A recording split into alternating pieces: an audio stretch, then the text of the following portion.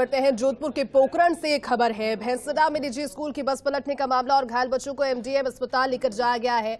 तस्वीरें दिखा रहे हैं, 12 से अधिक बच्चों को एमडीएम अस्पताल पहुंचाया गया है। ये देखिए, ये गंभीर स्थितियां इस तरह से बनती हुई क्योंकि जोधपुर की तस्वीरें और देखिए रोते बिलखते बच्चे। आप सोचिए, जब स्कूल के लिए निकले लेकिन बस पलटने की वजह से हादसा हुआ। घायल बच्चों को एमडीएम अस्पताल लेकर जाया जा रहा है। ये तस्वीरें देखिए, डर रहे हैं, बिलख रहे हैं दर्द में। हमारे साथ सहयोगी शिव प्रकाश जुट गए। शिव प्रकाश, वाकई में तस्वीरें जब बच्चों से जुड़ी हुई घटनाओं से जुड़ी हुई सामने आती है तो दिल पसीज उठता है। क्या जानकारी है? जो बच्चे चोटिल है, कैसी स्थिति उनकी बताई जा रही है, क्योंकि अस्पताल अब पहुंच गए हैं? जी, मैं बताना चाहूंगा कि जिस तरह से पोखरण के भैंसड़ा गांव में निजी स्कूल की बस पलटने से लगभग 25 बच्चे घायल हो गए थे, जिनमें से 13 बच्चों को यहाँ एमडीएम अस्पताल लाने की अभी तक जानकारी मिली है। इन सभी 13 बच्चों को ट्रॉमा सेंटर में ले जाया गया है और यहाँ उपचार शुरू किया गया है। मैं बताना चाहूंगा कि इनमें से 2 बच्चे ऐसे बताया जा रहे हैं जिनकी हालत थोड़ी सी गंभीर है। बाकी सभी बच्चे हैं, उनको किन्हीं के पैर में फ्रैक्चर है, किन्हीं के हाथ में फ्रैक्चर है। तो अब पूरी जांच होने के बाद ही ये पता चलेगा कि किसको कितनी चोट आई है। लेकिन प्रशासनिक स्तर पर अगर बात की जाए, जो ही बच्चों को यहाँ लाने की जानकारी मिली, जिला कलेक्टर ने अस्पताल अधीक्षक को इसकी सूचना दी और अस्पताल अधीक्षक खुद मौके पर पहुंचे। पूरी व्यवस्था यहाँ की गई है, सारे चिकित्सकों की टीम यहाँ मौजूद है। महापौर दक्षिण वनिता सेठ, भाजपा जिलाध्यक्ष देवेंद्र सालिचा भी यहाँ पहुंचे हैं और सारी व्यवस्थाओं की जो है उपचार की व्यवस्थाओं को जानकारी ली जा रही है और पूरा प्रयास किया जा रहा है कि जल्द से जल्द बच्चों को प्राथमिक उपचार दिया जाए, ताकि जो ये हादसा हुआ है उसमें कम से कम बच्चों को कहीं न कहीं इंजरी के नुकसान हो। बिल्कुल शिव प्रकाश, ईश्वर से यही प्रार्थना है कि सभी जल्दी ठीक हो जाएं और अपने अपने घरों पर पहुंचे। लेकिन शिव प्रकाश, उस हादसे की जो जानकारी है, जैसे लोगों को लगी, सब अपने अपने स्तर पर, छोटे बच्चों से जुड़ा हुआ मामला था तो लोग पहुंचे, किसी ने किसी का इंतजार नहीं किया। लेकिन हादसे के कारण की तस्वीर और जो जानकारी है वो स्पष्ट हो पाई क्या? जी, फिलहाल अभी तक ये स्पष्ट रूप से नहीं पता चल पाया कि आखिर ये हादसा क्यों हुआ।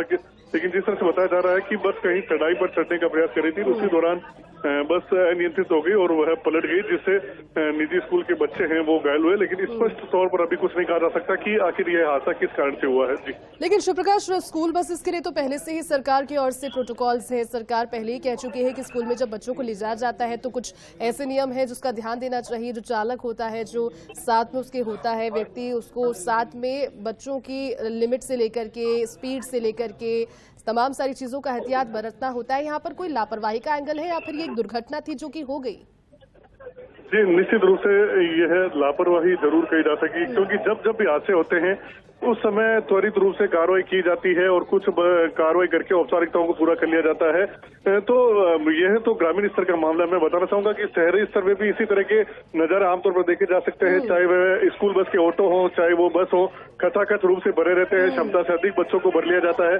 तो आए दिन इस तरह के हादसे होते हैं, लेकिन प्रभावी कार्रवाई नहीं होने के कारण इन हादसों की लगातार पुनरावृत्ति हो रही है। सरकार की ओर से भले ही कई गाइडलाइन जारी कर दी गई, लेकिन जब तक उन गाइडलाइन की पालना नहीं होगी तब तक इस तरह के हादसों को रोका नहीं जा सकता। तो कहीं न कहीं सरकार को और जिस तरह से गाइडलाइन की गई, प्रशासन को इस तरफ ध्यान देना होगा और इस पर कार्रवाई करनी होगी, ताकि इस तरह के हादसे लगातार जो हो रहे हैं उस पर रोक लगाई जा सके। थी बिल्कुल शिव प्रकाश, ये बड़ा सवाल है और ये सोचनीय विषय भी है कि जब हम बातें करते हैं लेकिन फिर एक हादसा होता है, फिर जाग जाते हैं, फिर उसके बाद फिर से वो बातें ठंडे बस्ते में चली जाती है। लेकिन उम्मीद यही करते हैं कि जो सबसे पहले फर्स्ट ऑन फर्स्ट इंडिया, ये तस्वीरें अब दर्शकों तक पहुंच रही है और उच्च अधिकारियों तक पहुंच रही है, कोई कड़े प्रावधान इसको लेकर किए जाए। शिव प्रकाश, मेरा अगला सवाल वही था कि बस की कितनी कैपेसिटी थी, कितने बच्चे उस समय उस पर ले जाए जा रहे थे, क्या अपेक्षा से अधिक थे या फिर ठीक था जो भी नियम थे, या फिर स्पीड की इसमें जानकारी या तेज जाना ड्राइवर का, कुछ ना कुछ लापरवाही तो यकीनन रही होगी।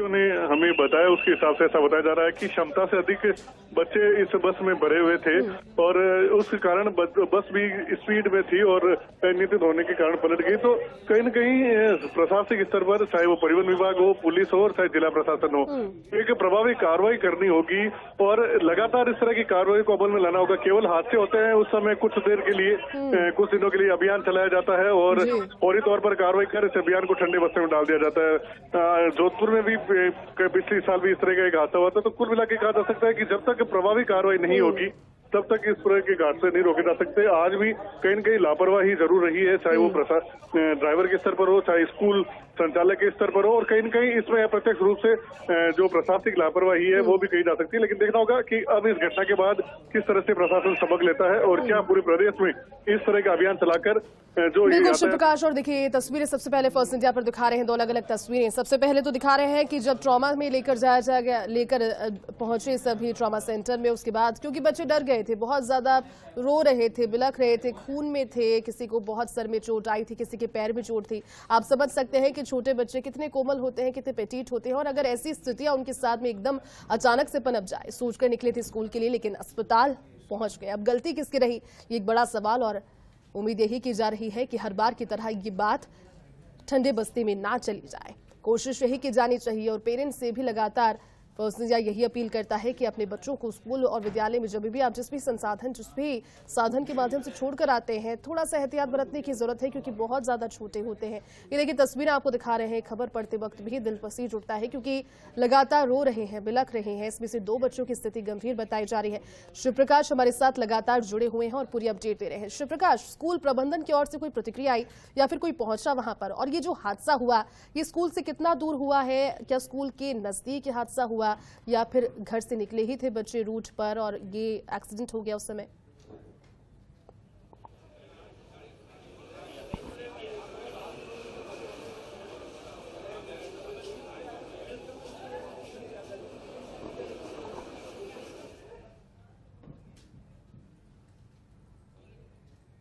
शिवप्रकाश, मेरा सवाल यही है कि स्कूल प्रबंधन की ओर से किसी तरह की प्रतिक्रिया इस एक्सीडेंट के बाद भी, या फिर वहां से कोई पहुंचा स्कूल का जो कोई व्यक्ति होगा, या फिर किसी ने इसकी जानकारी जुटाई है अब तक हादसे के बाद?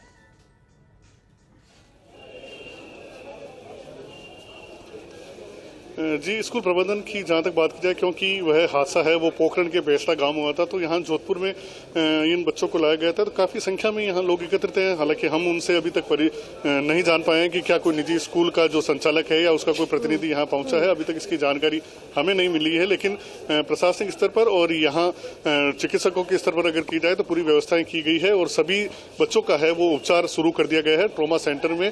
और चिकित्सकों का प्रयास है कि जल्द से जल्द बच्चों को उपचार शुरू कर दिया जाए, ताकि उनकी जो इंजरी हुई है उनको कहीं न कहीं राहत मिल सके। जी बिल्कुल शिवप्रकाश, पहली प्राथमिकता यही है कि जल्द से जल्द जो घायल बच्चे हैं उनको उपचार दिया जाए और उनको दर्द से राहत कुछ दी जाए, क्योंकि रो रहे हैं। देखिए तस्वीरें दिखा रहे थे दर्शकों को।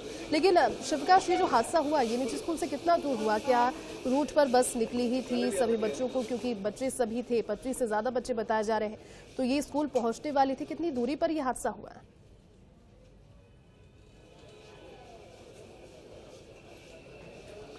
जी, यह बेसड़ा गांव में ही स्कूल है, और वहां स्कूल से कुछ ही दूरी पर यह बेसड़ा में ही हादसा हुआ है। और ऐसा बताया जा रहा है कि स्कूल जो बच्चे जा रहे थे उसी दौरान यह हादसा हो गया है। और अभी तक जहां तक हमें जानकारी मिली है 10 बच्चों को यहाँ ट्रॉमा सेंटर लाया गया है। अभी भी 3 से 4 बच्चे हैं, उनको रास्ते में है और यहाँ जल्दी लाया जाएगा। आप देख सकते हैं अस्पताल के बाहर जिस तरह से चाक चौबंद व्यवस्थाएं की गई है, स्ट्रक्चर पहले से तैयार है। सभी चिकित्सकों की टीम है वो यहाँ पहुंच चुकी है। लगातार उन घायलों का इलाज है वो किया जा रहा है। महापौर दक्षिण वनिता सेठ यहाँ पहुंची है, देवेंद्र सालेसा भाजपा जिला से वो मौजूद है। अस्पताल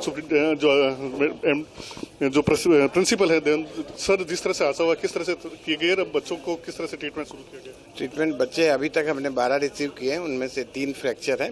उनका जो भी फर्स्ट एड के साथ सारा ट्रीटमेंट हमने शुरू कर दिया है, और अभी हमें उम्मीद है 9 और आएंगे।